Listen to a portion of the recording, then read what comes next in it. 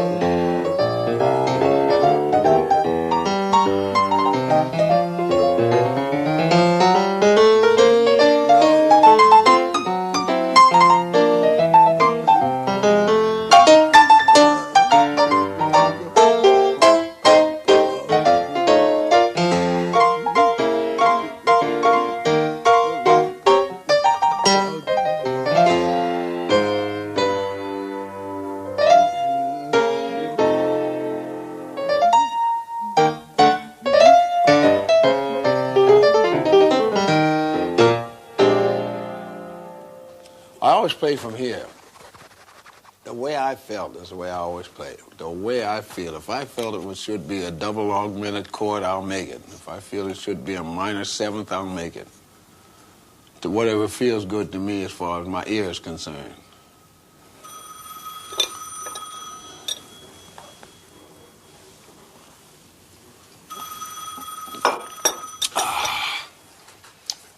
Telephone.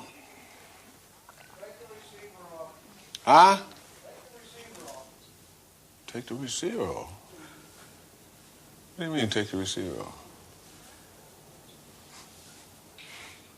Huh? No. I don't mind to it. come back. You gonna be here 2 o'clock? I don't know, yeah. Sometimes you get cancellations. I had a guy last night, after I come off the first set, and he says, where's Earl Hines? Just like that. I said, I am he. He said, come on, he's dead. I had to look at him. I said, am I dead? Yeah. He said, you're not Hines. He said, Jesus Christ, I heard Father Hines, you know how far back? I said, I don't care how far back you The go. man this morning knows you from 1940 here. And so I told the public that. I said, it's the first time I've been approached like this. I said, I'm supposed to be dead. And everybody laughed like the devil out there. So when I went back over there, he said, I apologize. He said, I said, well, and he said, well, I just can't believe it. And the girl, she was sitting there with him, you know.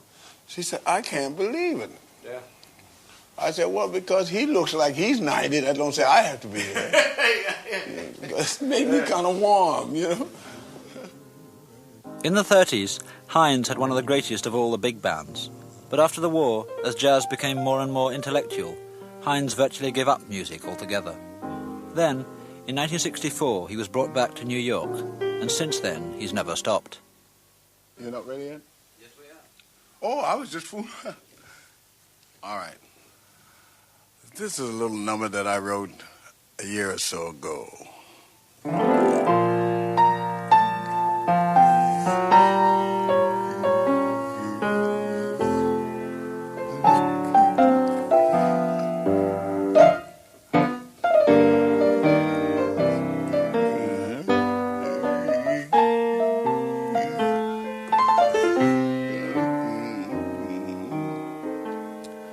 They didn't believe I could do it. Neither did I.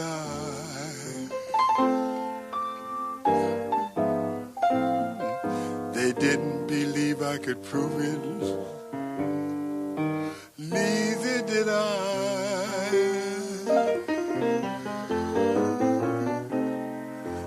Until I made a drastic change and started my life anew.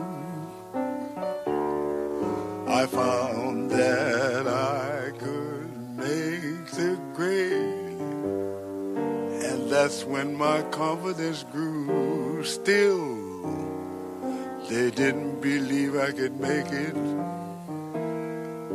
Neither did I.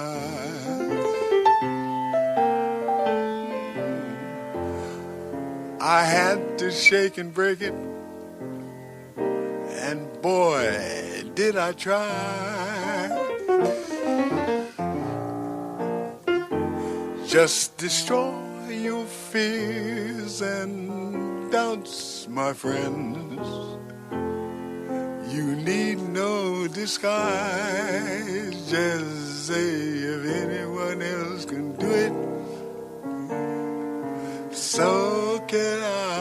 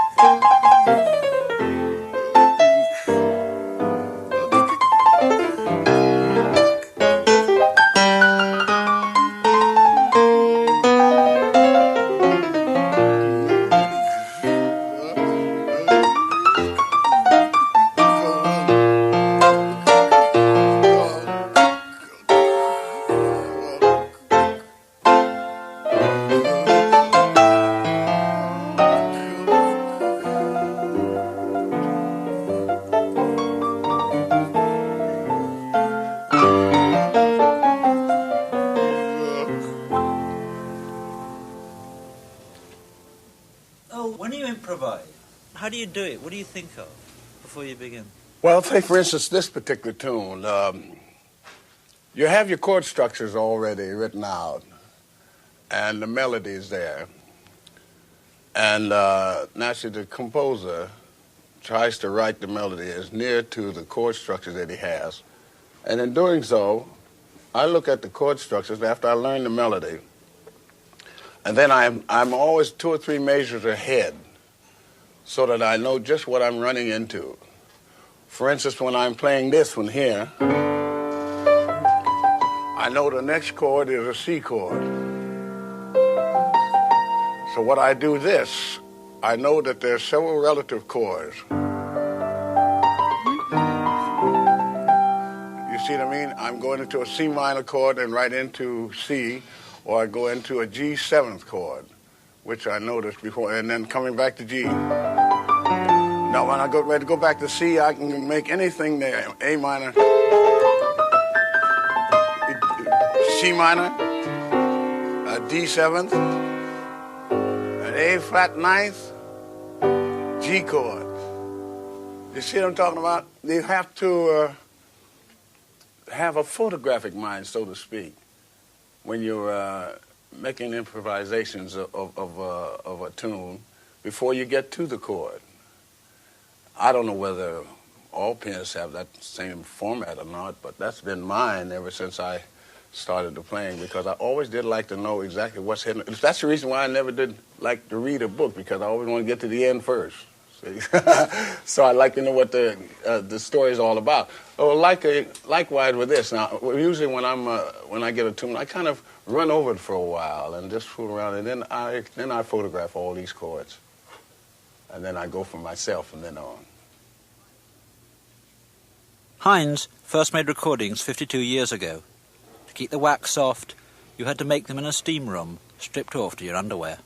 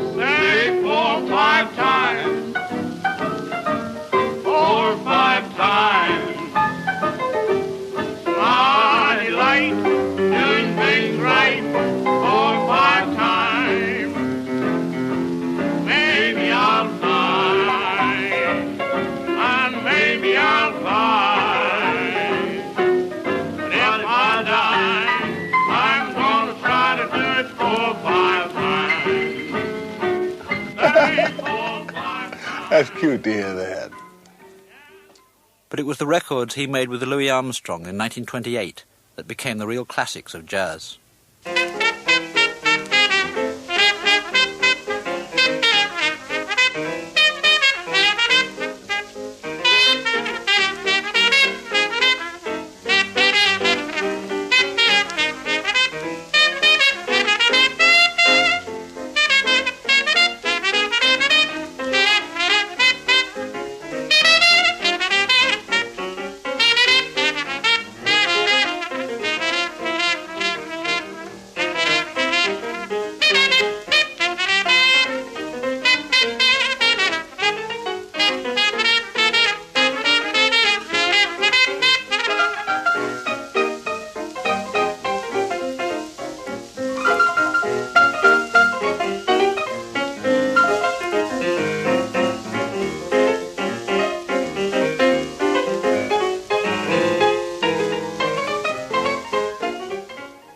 we met in Chicago. I never saw Louis before.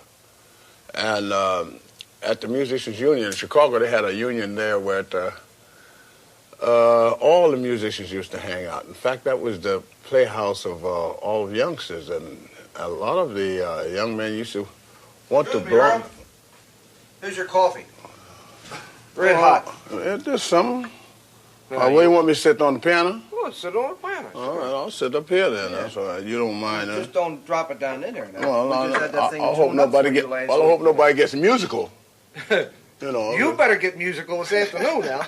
Oh, I'll try. Yeah. Don't drop it down in them. Okay, well, I'm glad you're good. It's good you're looking around like that.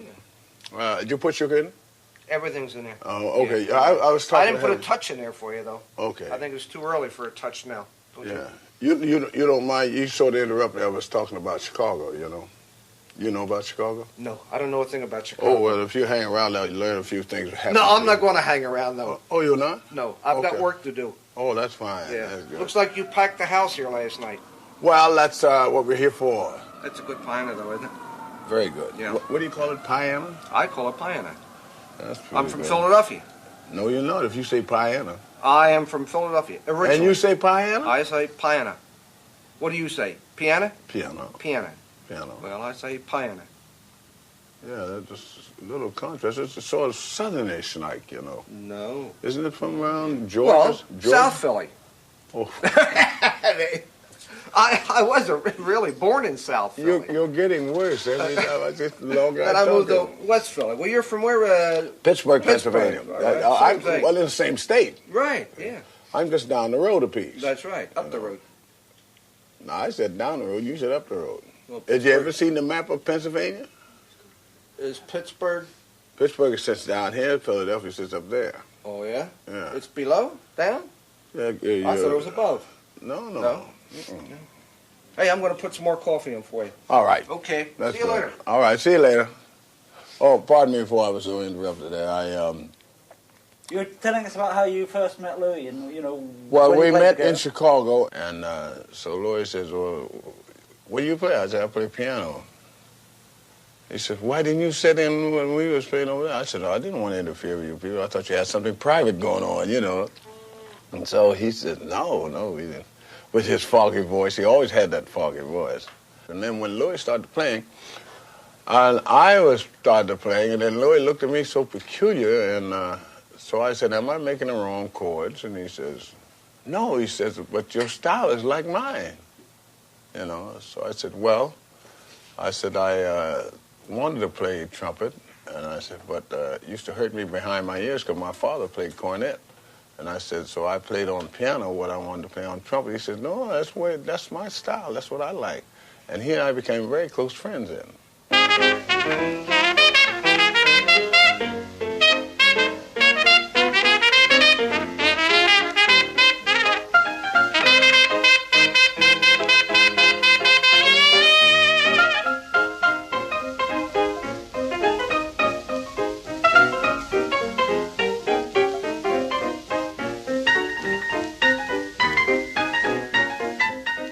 It was Hines who freed the piano from the rhythm section and first gave it a voice of its own. Whenever it hit a chord, and I was curious and wanted to know what the chord was made of. And I used to execute that way, see? Say, for instance, I'm doing this.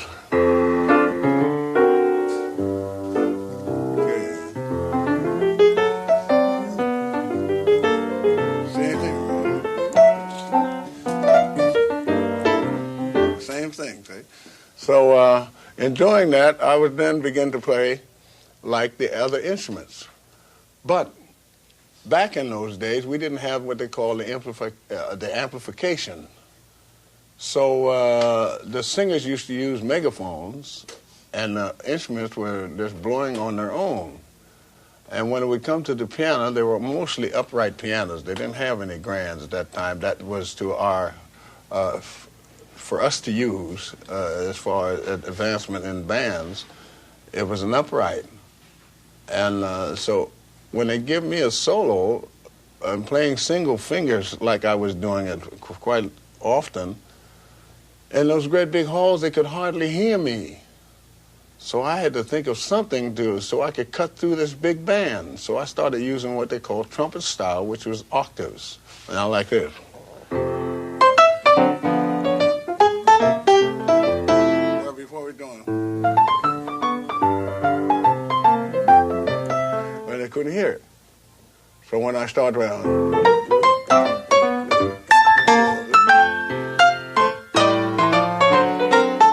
They could hear me out front. And that's why they call it trumpet style piano. And that's what changed the style of piano playing at that particular time. You ever see him look down at the keys? Seldom. Right? I watched him yesterday here during rehearsal. It looks like he's looking into the end of his pipe. You know, see if it's still smoking. Let me see. I'd like to sort of do... I don't light my pipe. No, I haven't got my... I'll forget about it. Memories of You, a lovely tune by U.B. Blake.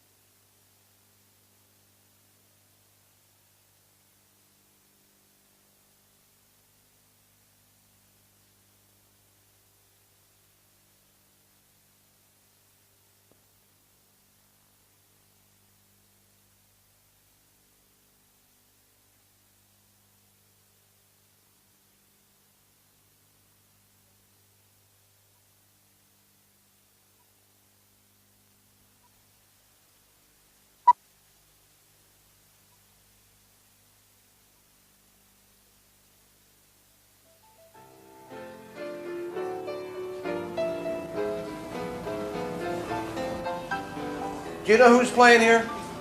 I didn't pay any attention to it. Earl Fatha Hines, would you know? No, I never heard of him. There you go. See? I told you he was too young, Charlie. You don't know Earl Fatha Hines. He's too young. If you ask him if he knows the Beatles, yes. How about Monty Alexander? No? No. Did I? I knew you were too young for it. Yeah. Who's gonna be down here? Pearl Bailey. Pearl Bailey, huh? You know of her? Yeah, I've heard of her. You've heard of her? You should have heard of her. She's on television every day this week.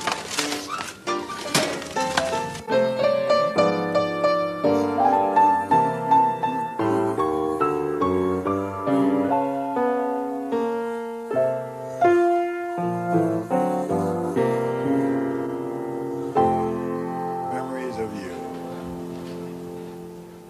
In December 1929, Hines took a band into Chicago's vast Grand Terrace Club and stayed for 12 years. Their shows went out on radio, and Earl Hines became the most broadcast band in America. And at that time, our country was, everybody was dancing. And that's the reason for the big band was because of some of these places that we would play didn't have amplification, and you had to enlarge your band. You had to get 4 trumpets and 3 trombones and 4 or 5 saxophones to be heard. That's the reason for the big band. It wasn't necessary to have it because you can get some of the same effects out with a 10-piece band as you can out of a 18-piece band.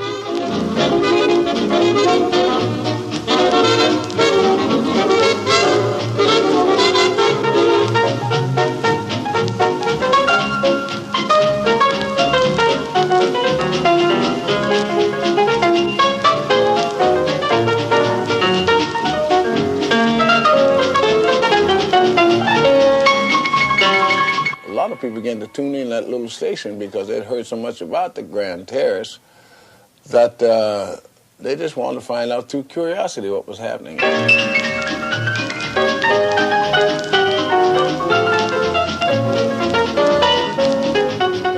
The next thing you know, we began to get people from what we call the Gold Coast. And that was the people from way over on the north side of Chicago that had an awful lot of money. And it used to be limousines with the chauffeur sitting out there 2 blocks long.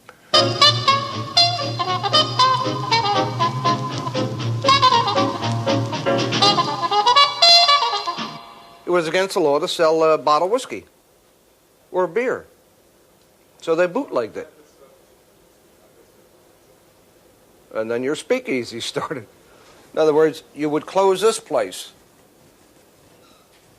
I mean, they closed the place. And then, so what happens? They turn it into a speakeasy. You had to know Joe to get in, right? So you still drank the same thing, except the racketeers come in on it.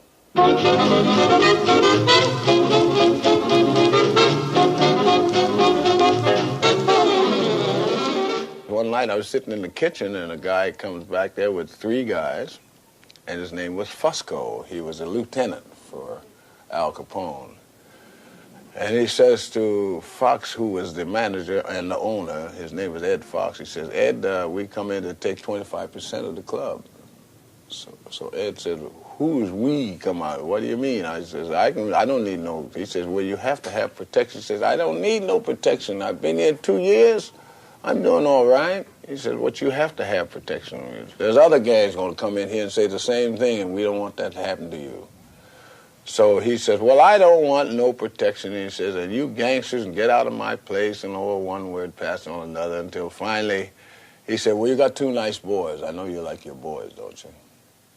He said, well, what do you mean? Because he couldn't talk good English. He used to say, what do you mean, and Pennsylvania, and all that, you know. So he says, what are you talking about? He says, well, you like your children, you like your boys, and we'd like to see you keep them.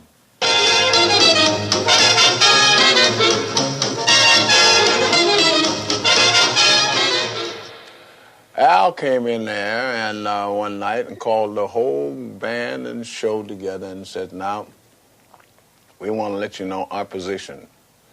He says, we just want you people to tend to your own business. We'll give you all the protection in the world.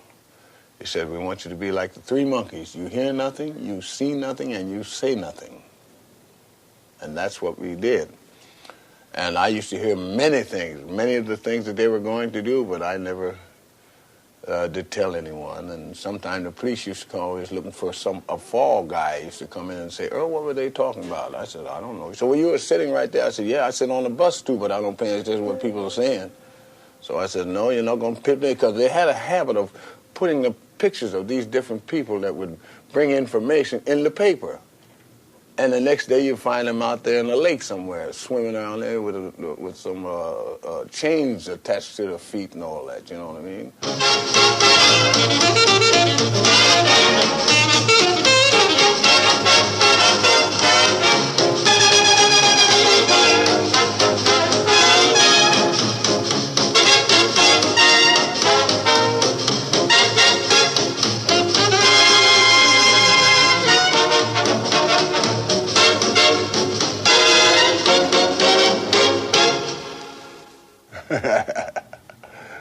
I like that. I like to hear the old man talk, though. Don't you, Charlie, though? I call him Big Daddy. He's interesting, though, to listen to him. You know, going back to that speakeasy days when he played in those speakeasies and those, what did he call it? Hotels or nightclubs that he played in? Yeah, where they served the liquor in the coffee cup. Yeah. And Showtime. Yeah.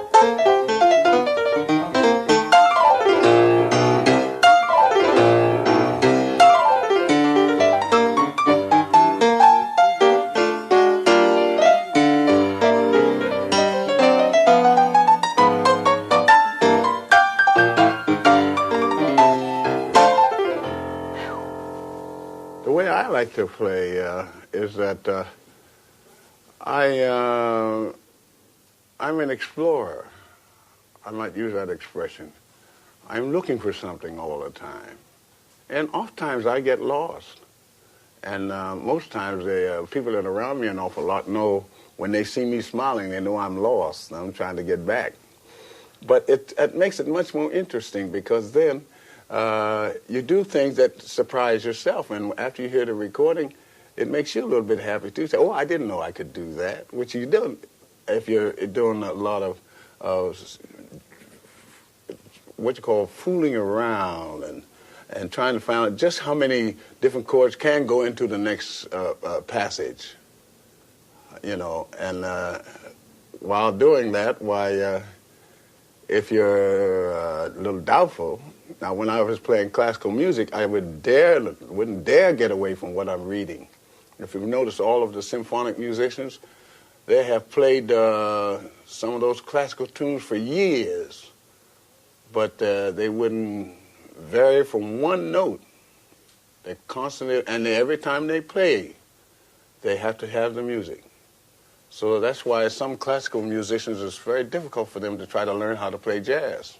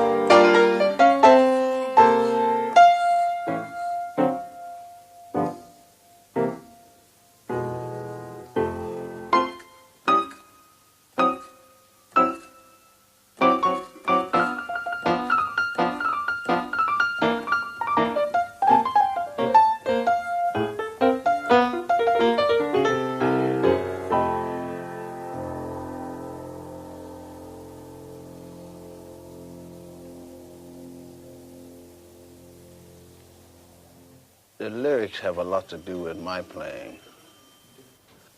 I mean, this is a guy explaining to his girlfriend, what the hell, Jesus Christ. I mean, I hear a lot of things, but that's not true. See, so when you're saying that to a person, you're saying that sincerely, and I try to get that feeling on the piano.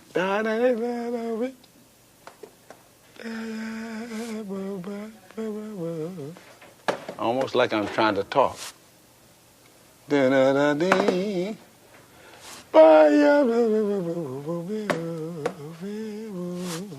I try to get that. I don't know. I can't explain it, Charlie. I can't explain it. I don't know. I just love this. I'm going to play that tonight. Is that on? Partial.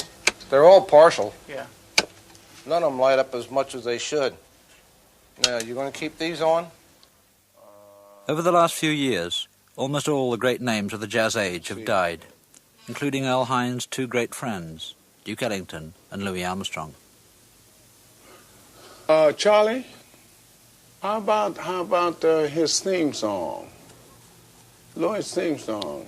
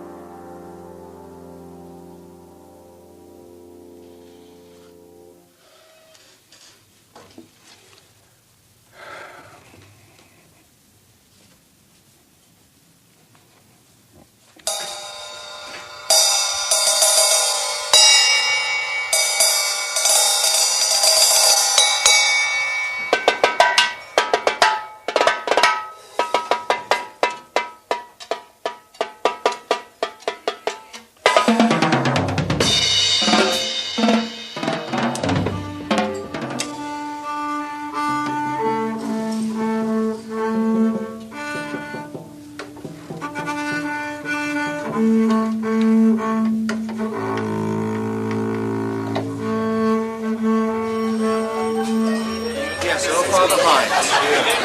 3 performances this evening. That's right. Be no problem at all. Be a pleasure to take care of you. Thank you.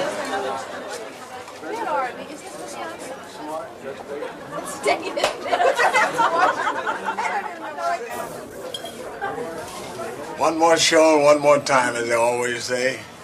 Looking for a good audience. Thank you.